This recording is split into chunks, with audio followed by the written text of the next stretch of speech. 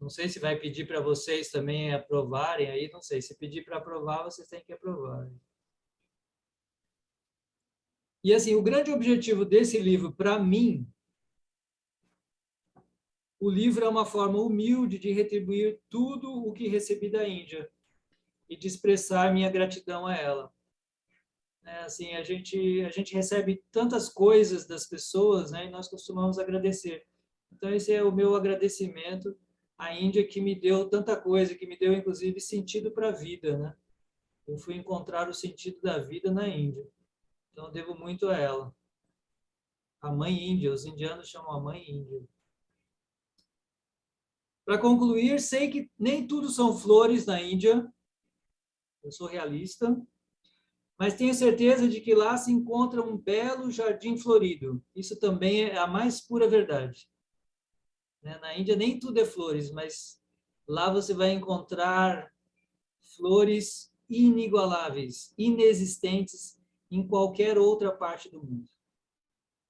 O país é um caleidoscópio vívido de paisagens, sítios históricos, templos esplendorosos, retiros espirituais, pessoas coloridas, festividades e sabedoria. Dizem os sábios hindus que a abelha aceita o néctar de todas as flores. Esse também é um dos grandes ensinamentos da sabedoria hindu, que nós devemos ser como as abelhas, que não discriminam. Ah, essa flor é boa, essa flor não é boa, essa flor é brasileira, essa flor é indiana, essa flor é americana. Não, a abelha não faz essa discriminação. Ela aceita o néctar de qualquer flor. Então, os sábios nos aconselham que sejamos assim como as abelhas, liberais como as abelhas, né? Que aceitam o que é bom, a gente aceita, não importa de onde venha. Diferentemente, né, na continuidade desse ditado, os sábios dizem que é diferente da mosca, que só busca a sujeira, né? A mosca é exatamente o contrário, né? Então, nós podemos ter duas mentalidades: a mentalidade da abelha, que aceita o néctar de todas as flores, ou da mosca, que vê sujeira em tudo. Eu recomendo que as pessoas, quando forem... Eu acho que esse é um lema para a vida, né? Eu acho que é um lema que vale para tudo na vida, mas especialmente para uma viagem na Índia, que você procure ser como as abelhas e ver e buscar o néctar que existe lá. Portanto, minha intenção deliberada é mostrar essas flores para aqueles que são como abelhas, sempre em busca de ver a beleza nas pessoas e no mundo. Essa é minha sincera proposta e expectativa aqui nesse livro e nesses encontros que nós estamos iniciando hoje, tá bom? Será uma série de encontros que eu vou abordar todos os temas do livro, né? Eu fiz aqui só uma introdução. Não. Ah, deu uma saidinha. Pediria que os presentes desliguem seu microfone, senão fica, às vezes, ecoando aqui.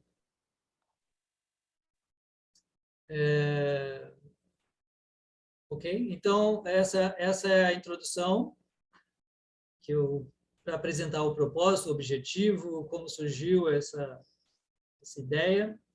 E a partir de agora a gente vai falar sobre diferentes temas assim ao longo desses encontros.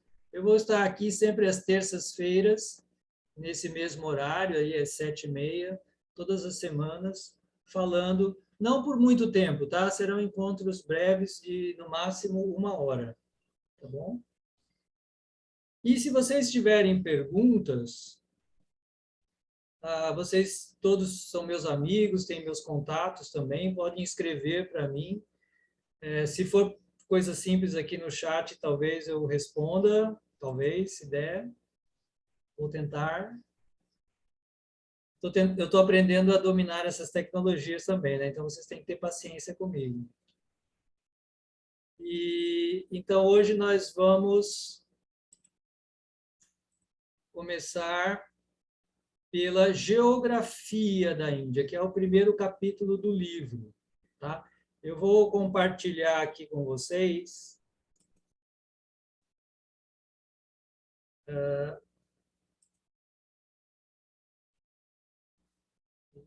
Só um minutinho, tá? Estou compartilhando aqui com vocês. Está aparecendo certo? Só abrir. Tô abrindo aí.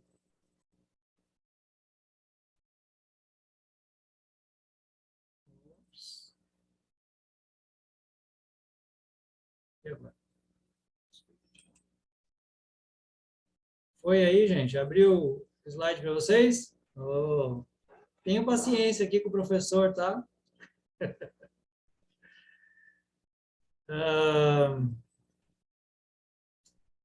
Então, diz aqui, né? Isso aqui é uma frase do Mark Twain, um escritor norte-americano que esteve na Índia no século XIX, e ele escreveu essa bela frase sobre a Índia, né? A Índia é o berço da raça humana. Ele está falando isso, mas as pesquisas históricas modernas também corroboram isso, né? Segundo o professor Michael Woods, a primeira migração humana ela sai da África e vai para a Índia, e da Índia para as outras partes do mundo. A Índia é o lugar de nascimento da fala humana, a mãe da história, a avó da lenda e a bisavó da tradição. Nossos mais valiosos e mais instrutivos materiais na história do homem estão guardados como um tesouro apenas na Índia. Bom, então aqui fazendo uma introduçãozinha, a Índia também é conhecida como Bharat até hoje. Na verdade, a palavra Índia é uma palavra estrangeira, tá? Para quem não sabe, a palavra Índia é uma palavra estrangeira. Os próprios indianos chamam sua terra de Bharata, que é o nome de um grande rei da Índia antiga. Foram os estrangeiros, que há 2.500 anos, os persas e os gregos, quando invadiram a Índia, passaram a chamar a Índia de Indo, em relação ao rio Sindhu, que fica na entrada, que ficava na entrada da Índia, né, por onde os invasores entravam. Então, eles não conseguiam falar muito bem a palavra Sindhu, daí eles modificaram a pronúncia, daí virou Indo, virou Índia, Hindu, etc., que no começo se referia a um lugar geográfico, e depois passou a se referir ao povo, e depois passou a se referir à religião. O que a Índia tem de mais espetacular é que a Índia ela tem uma estrutura religiosa e social, rural, intacta há 5.000 anos. Isso faz da Índia a mais antiga civilização contínua do mundo. Essa é, talvez, muito provavelmente, a maior glória da Índia, né? Tem uma história de 5.000 anos. E ser a civilização mais antiga ainda viva. Ou seja, você vai lá e você ainda vai ver os deuses indianos sendo adorados. Krishna, Shiva, Ganesha, eles continuam sendo adorados como provavelmente eles eram adorados há 5, 6 mil anos atrás. Isso não acontece em nenhuma outra parte do mundo. Todas as civilizações antigas do mundo desapareceram, né? Civilização romana, grega, faraônica, mesopotâmica, aqui nas Américas, os maias, os incas, os astecas, todas essas civilizações desapareceram. A civilização da Índia continua viva, ela não é um museu. Você não vai para a Índia visitar um museu. Você vai à Índia, você vai ver ainda essa cultura viva. Isso talvez seja a maior glória da Índia. Outra a característica famosa da Índia, que a Índia é a terra dos paradoxos e contrastes. Né? O mais moderno e o mais milenar está lá, o mais rico e o mais miserável, o mais ortodoxo e o mais liberal, o altamente tecnológico e o rural. Então, todos esses contrastes, a Índia é a terra dos contrastes. E isso é uma das principais características que ainda se encontra por lá.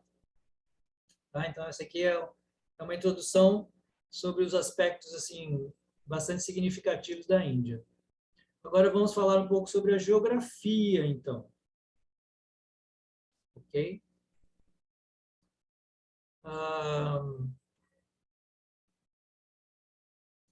Então, vocês estão vendo aqui no mapa, ó, a posição da Índia no mapa mundi. Está vendo aqui, ó? Aqui está a Índia em vermelho. Essa aqui é a Índia no mapa mundi. Então, a Índia ela está localizada aqui no centro, você pode ver que é o centro-sul da Ásia, né? Você está vendo aqui a Ásia, então aqui no centro-sul da Ásia, acima da linha do Equador, para nossa, talvez para a surpresa de muita gente que pensa que a Índia é um país equatorial, mas não, a Índia está acima do Equador. E ela tem um clima muito diferente, porque ela parece um país do hemisfério sul, equatoriana, no entanto, ela está no hemisfério norte, mas ela é um país quente. Né? Isso é uma peculiaridade da Índia, que vai ser, eu vou explicar depois por que isso acontece. Então, essa é a localização da Índia. Ela tem a segunda maior população do mundo, como muito provavelmente vocês sabem, agora com 1 bilhão e 300, mais de 1 bilhão e 300 milhões de pessoas. Só perde mesmo para a China e corresponde a cerca de mais de 6 vezes a população brasileira, só para vocês dimensionarem assim o número de pessoas que nós temos aqui, o número de pessoas que nós temos lá. No entanto, é o 7º maior país em extensão, ou seja, ele é um país menor que o Brasil. Né? Na verdade, ele tem um pouquinho mais de 1/3 da área do Brasil, né? O equivalente a 1/3 da área do Brasil, com mais de 6 vezes o número de pessoas. Só para vocês entenderem um pouco. E a Índia ela está 8 horas e 30 minutos em relação ao horário de Brasília, né? O fuso horário da Índia é esse. É um fuso horário bem estranho, poucos países têm um fuso horário assim. Na verdade, o único que eu conheço é a Índia mesmo, né? Que tem um horário quebrado, 8h30. E é um horário único para todo o país. Eles escolheram um só, em vez de escolherem 2 horários, como acontece até no Brasil e em muitos países, eles preferiram um horário no meio, que é 8h30. E outra característica da posição da Índia no mundo é o fato dela se encontrar hoje nesse grupo econômico do BRICS, né, formado por Brasil, Rússia, Índia, China e África do Sul, né, como países em ascensão, né, que guarda muitas semelhanças. Né? Quando a gente vai para a Índia, a gente observa as semelhanças que nós temos entre Brasil e Índia. Temos muito mais semelhanças do Brasil com a Índia, por exemplo, do que da Índia com os outros países do hemisfério norte. Vamos ver aqui um pouco sobre as características físicas da Índia.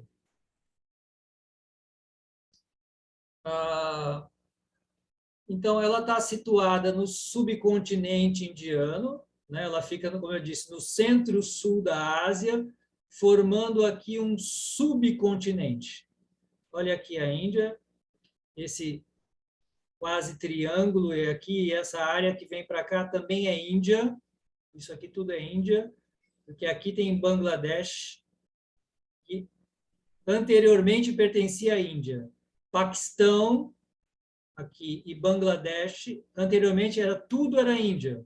Isso aqui só foi dividido depois da independência da Índia. Em 1947, quando os ingleses saíram da Índia, eles dividiram a Índia e deram uma parte da Índia para os muçulmanos. E uma parte ficou aqui no noroeste da Índia, o Paquistão, e a outra parte ficou no nordeste da Índia, que é Bangladesh. A área da Índia, em quilômetros quadrados, ela é 3 milhões, né? Mais de 3 milhões de quilômetros quadrados, como eu falei, é um pouco mais de 1/3 da área do Brasil. E ela é cercada pelos Himalaias, tá? Os Himalaias estão aqui em cima, nós vamos falar mais sobre isso no próximo slide, e por mares. Isso aqui manteve a Índia intransponível por muitos séculos. Isso dificultou muito a invasão da Índia. porque toda essa região aqui, ela está cercada pelos Himalaias, essa região norte, e pelos mares. Então, foi sempre muito difícil invadir a Índia, né? A primeira incursão foi de Dario, da Pérsia, e depois veio o Alexandre o Grande, em 2300, mais ou menos, antes de Cristo, e invadiu a Índia aqui pelo Afeganistão, por uma passagem que tem aqui no Afeganistão. Mas até então a Índia era muito intransponível, e ela continuou sendo, assim, sempre foi muito difícil. Lembre-se que os portugueses, né, eles tiveram que circular o mundo para chegar aqui na Índia, aqui no sul da Índia, porque eles não, era muito difícil entrar na Índia, e também a Índia estava dominada pelos árabes e por outros grupos islâmicos, e eles não permitiam a entrada de estrangeiros aqui. Então, os europeus, eles circularam o mundo, deram a volta no mundo para chegar lá no sul da Índia. A Índia, ela possui montanhas, planícies, planaltos, desertos e florestas. Eu vou mostrar no próximo slide onde ficam esses grupos fisiográficos. E ela tem um litoral de 7.517 quilômetros. É muito parecido com o do Brasil, né? O Brasil também tem mais ou menos isso de litoral, 7.000 e poucos quilômetros de litoral. No total, a Índia tem 15.000 quilômetros aqui de divisas, né? Assim, 7.500 com mares e cerca de 7.500 por terra. Tá? Do ponto de vista da distribuição territorial, a Índia possui 28 estados, vocês podem ver aqui. Esqueci de falar também que eu criei, na verdade, um amigo meu criou para mim um site onde vocês podem ver tudo isso também. Tá? O site chama Índia Incrível. Não tem o livro Índia Incrível, tem o site com muitas imagens também e com informação. E agora eu vou dar essa série de palestras também. Então, lá no site vocês também podem encontrar esses mapas. Então, a Índia ela é formada por 28 estados e 7 territórios federais, que são administrados pelo governo, diretamente. Né? Os 28 estados, eles têm eleição, né, de governador, mas os sete territórios federais e a capital, Nova Delhi, também, que é um território federal, eles têm os seus dirigentes apontados pelo governo. As maiores cidades hoje da Índia são Delhi, Calcutá, Mumbai e Chennai, todas elas com mais de 10 milhões de habitantes, mas a Índia tem inúmeras cidades com mais de 1 milhão de habitantes. Na Índia, todos os lugares e todas as coisas são sempre... Tudo é sempre muito grande, tudo é sempre muito... Eles sempre ganham em tudo, né? 1 bilhão de pessoas, tudo neles é maior. E aqui vocês veem um pouquinho sobre a geologia da Índia. Existem 3 grandes divisões geológicas do país. Tá? Eu começo com a geografia, porque a geografia de um país ela explica muito sobre as ciências humanas. Nós somos muito afetados pelo ambiente. Então, esse ambiente da Índia, o ambiente geográfico, a posição geográfica da Índia, ela acabou influenciando muito o próprio comportamento e a conduta do seu povo. E muitas coisas se explicam aqui. Então, como nós vemos aqui nessa imagem, na região nordeste da Índia, principalmente aqui, você vê a Cordilheira dos Himalaias, ó, toda essa região aqui imensa, que chega a ter 2.400 quilômetros aqui de extensão, por 400 quilômetros aqui de largura. Nessa região chega a ter 400 quilômetros de largura e aqui a oeste 150 quilômetros. Então, imagine a dimensão dessas cordilheiras, né? Totalmente intransponível aqui para os estrangeiros. E isso também explica por que a Índia não é um país frio, como ele deveria ser. A Índia deveria ser um país frio, uma vez que ele está no hemisfério norte. Mas a Cordilheira dos Himalaias criou aqui uma imensa barreira contra os ar e os ventos congelantes que vêm do norte. E é por esse motivo que a Índia é um país tão quente, mesmo estando onde ela está, né, no hemisfério norte, etc. Ela se parece tanto com um país tropical aqui, parece, né, tanto com o Brasil até, justamente porque ela foi blindada aqui pela Cordilheira dos Himalaias. Um fenômeno muito semelhante que acontece com a Cordilheira dos Andes no Brasil. A Cordilheira dos Andes faz muito esse papel aqui também para o Brasil. Ela é uma barreira contra o frio que vem do leste, né? Depois, a segunda região importante da Índia, tem 3 regiões muito importantes, né? Claro, tem muitas subdivisões disso, mas tem 3 divisões geológicas muito importantes. A Cordilheira dos Himalaias, que afeta muito, né, como eu falei, toda a geografia da Índia, o clima da Índia, a temperatura, vários aspectos da Índia são influenciados por essa cordilheira. Os rios todos importantes da Índia, a maioria dos rios importantes da Índia, como o Ganges, o Brahmaputra e outros, eles estão nascendo aqui dos Himalaias, tá? E eles formam, esses rios vão formar a outra região muito importante da Índia, que é a planície Indo-Gangética. Aqui você tem o rio Indo, aqui você tem o rio Indo, e aqui você tem o rio Ganges, que também tem 2.400 quilômetros de extensão, e vem desaguar aqui, né, na região leste. Então, toda essa região aqui é chamada de planície Indo-Gangética. É uma imensa planície de 2.400 quilômetros de extensão por cerca de 300 quilômetros de largura. Você pode cruzar essa região de ponta a ponta e você vai ver apenas uma grande e linda planície, assim, interminável planície. E extremamente cultivada, né? Uma das regiões mais cultivadas do mundo.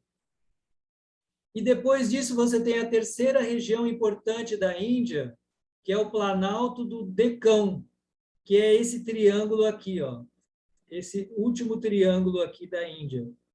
É um grande planalto. Então, você tem os Himalaias, a planície que cerca o rio Indo e Ganges, e aqui o Planalto do Deccan, que é esse triângulo aqui.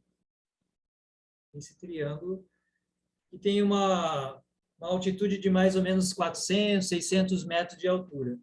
Depois você tem algumas subdivisões geológicas, né? Os chamados Ghats ocidentais e Ghats orientais.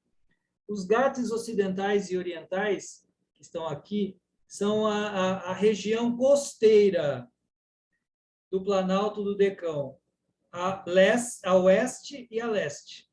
Então, aí é uma extensão de alguns quilômetros, né? Às vezes 10, 15, 20, 30 quilômetros, que vão beirando o litoral. É parecido aqui com o litoral da Baixada Santista, e depois você tem as montanhas, né? Então, é a mesma coisa que está acontecendo lá nesses Ghats da Índia. E aqui tem uma outra subdivisão importante aqui nessa região, que é o deserto de Thar. Deserto de Thar. Então, a Índia, ela tem um deserto dos mais quentes do mundo também. Nós vamos ver isso agora. Características climáticas da Índia.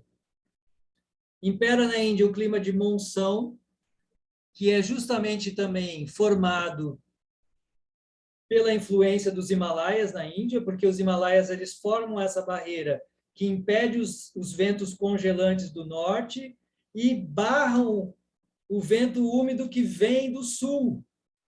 Então, esses ventos, essa umidade toda que vem e é barrada pelos Himalaias, ela se transforma no grande clima de monção da Índia, que é uma estação de longas chuvas que desaguam na Índia, né? Assim, depois que vem o verão, aí vem a estação das monções, que são as grandes chuvas, que são formadas por essa barreira dos Himalaias que impede que o ar suba, né? Então ele para ali, aí ele cai na Índia, né? Tem as grandes chuvas.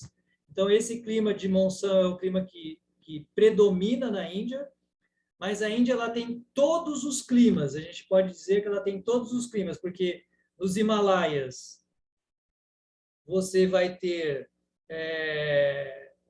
os lugares mais frios do mundo, né? Na Índia já foi registrada em Ladakh, não, acho que em Jammu e Kashmir, se eu não me engano, foi registrado menos 33 graus, isso é Índia, menos 33 graus, e lá no deserto de Thar chega a fazer 50 graus. E está muito próximo, né? O deserto de Thar está aqui, e os Himalaias e o Jammu e Kashmir estão aqui. E assim, a Índia é isso, né? A Índia é esse país de extremos. É interessante que os extremos também estão no clima, né? Isso é muito interessante. E nessa região aqui, na região nordeste da Índia, você tem o estado, o lugar, na verdade, o lugar mais úmido do mundo, onde tem uma precipitação de chuva de mais de 11 mil milímetros. Sim, é algo inimaginável. Assim, é considerado talvez o lugar mais úmido do mundo. Meghalaya, literalmente o lugar das nuvens. Meghalaya.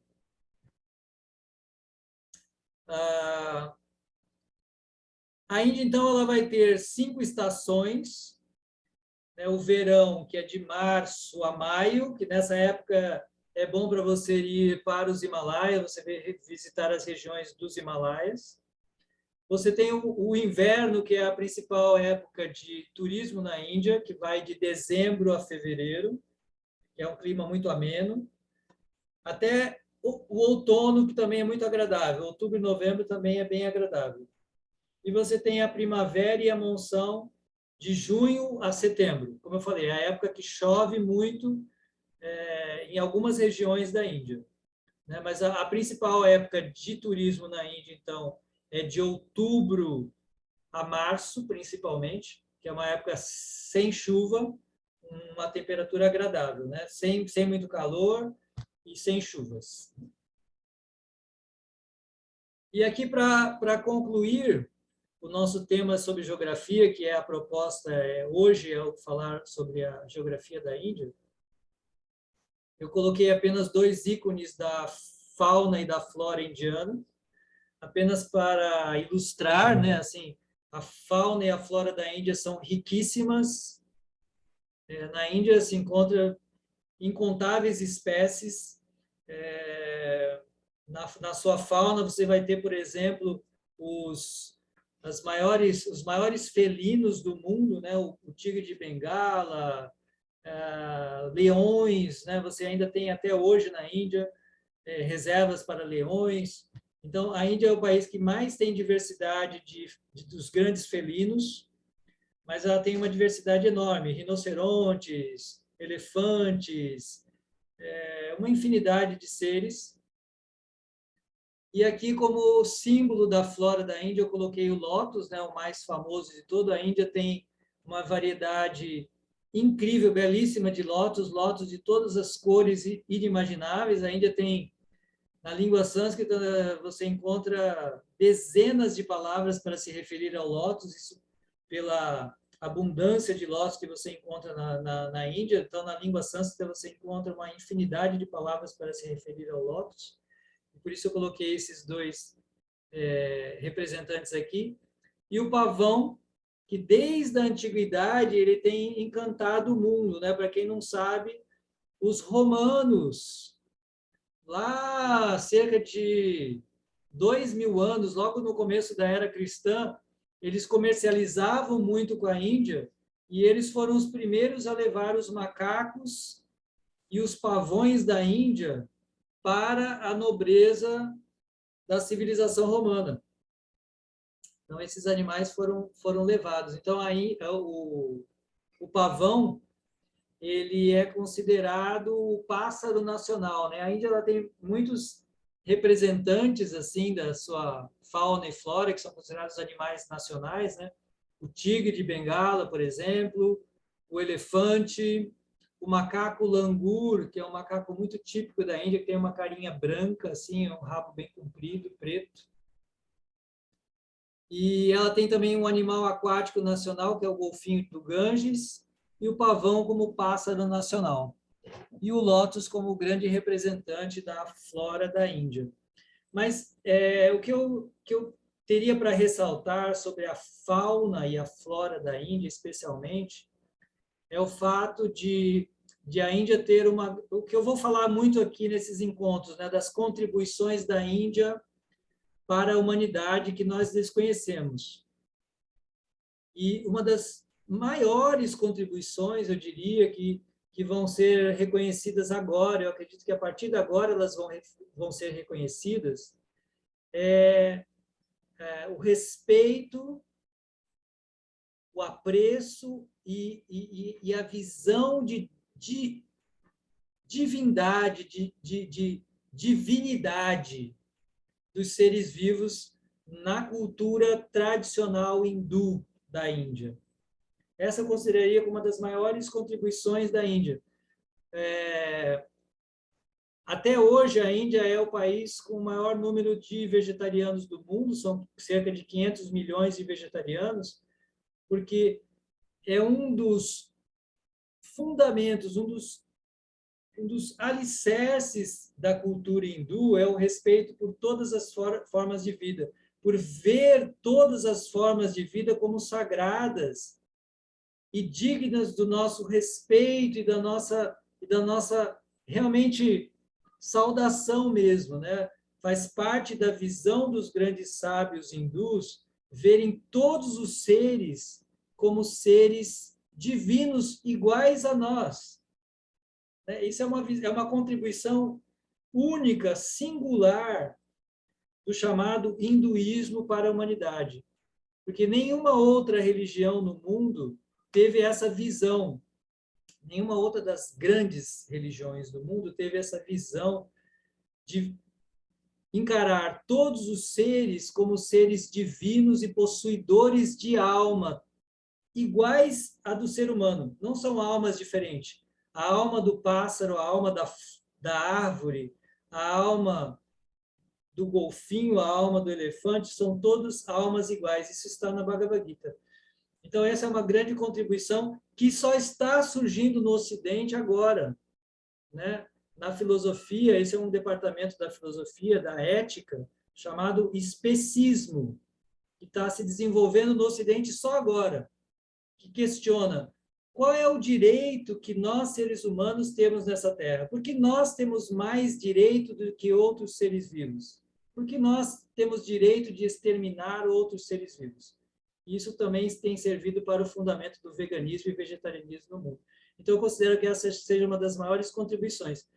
E isso está registrado nos livros sagrados da Índia, de milhares de anos, e até em registros historiográficos, como, por exemplo, do rei Ashoka, né, de mais de 2.000 anos.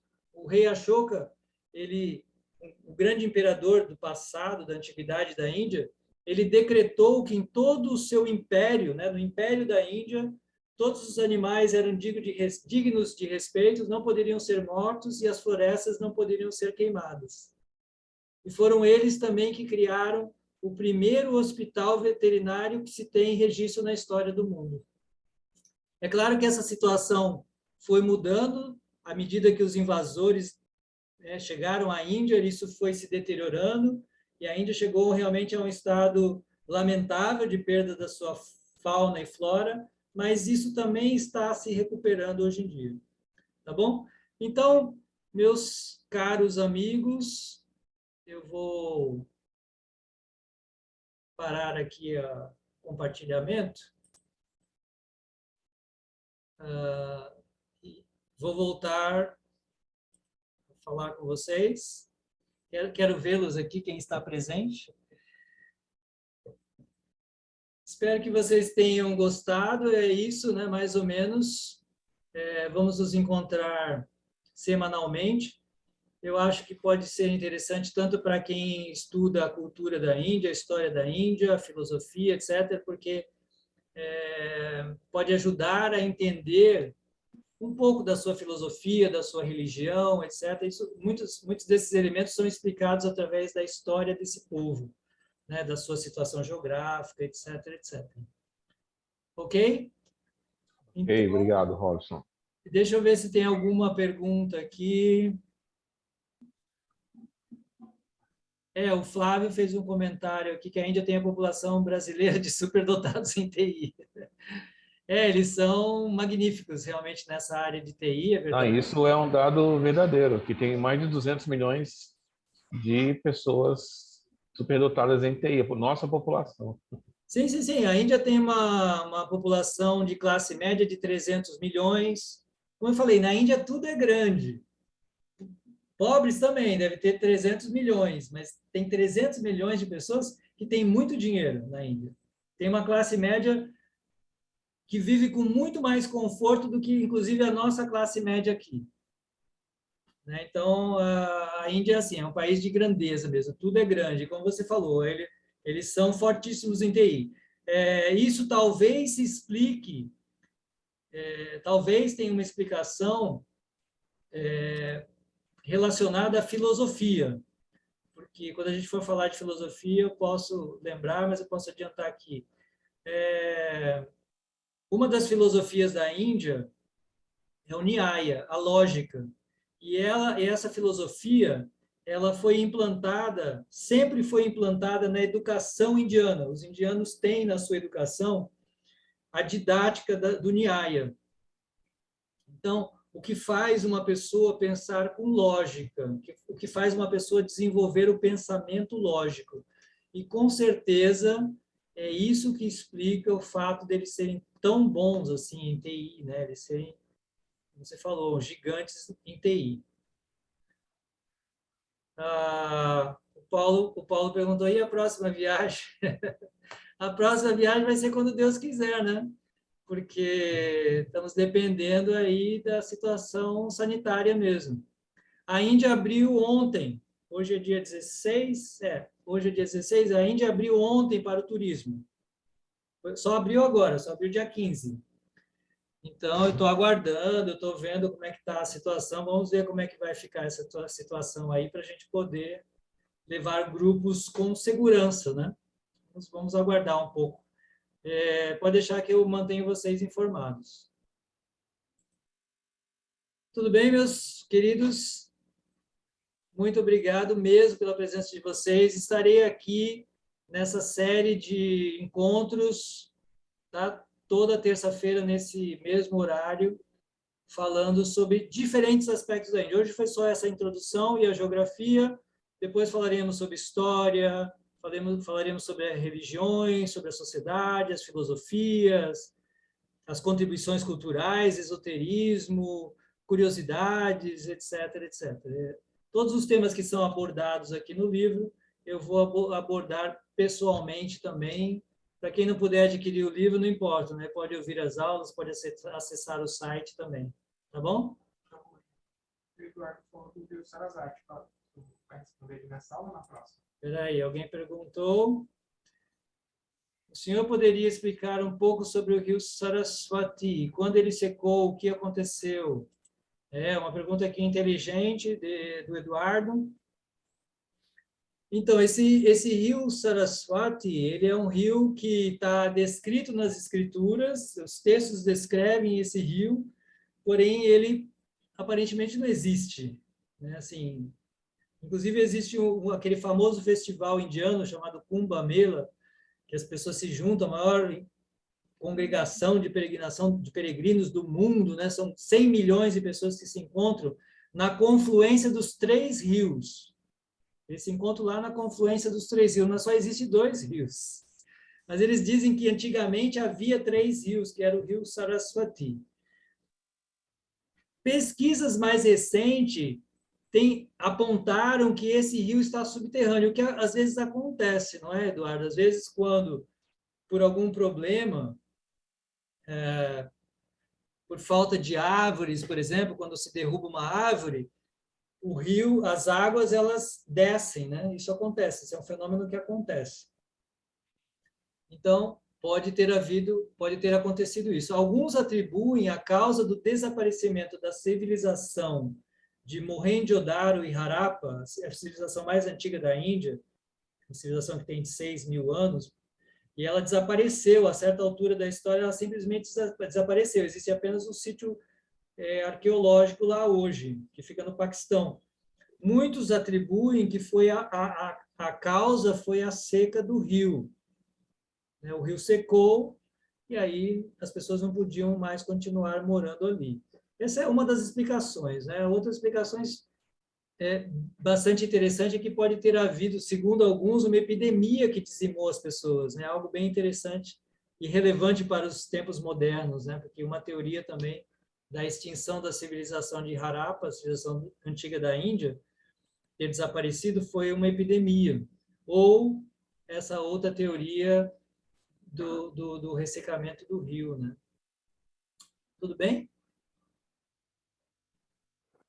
Muito obrigado, tá? Serão encontros assim curtinhos que faremos toda semana aqui com vocês. Namastê, minhas Namastê. saudações a Muito todos obrigado. vocês. Muito obrigado pela Namastê. presença. Obrigada, Radhanath. Voltem sempre. Hare Krishna, Ok. muito obrigada.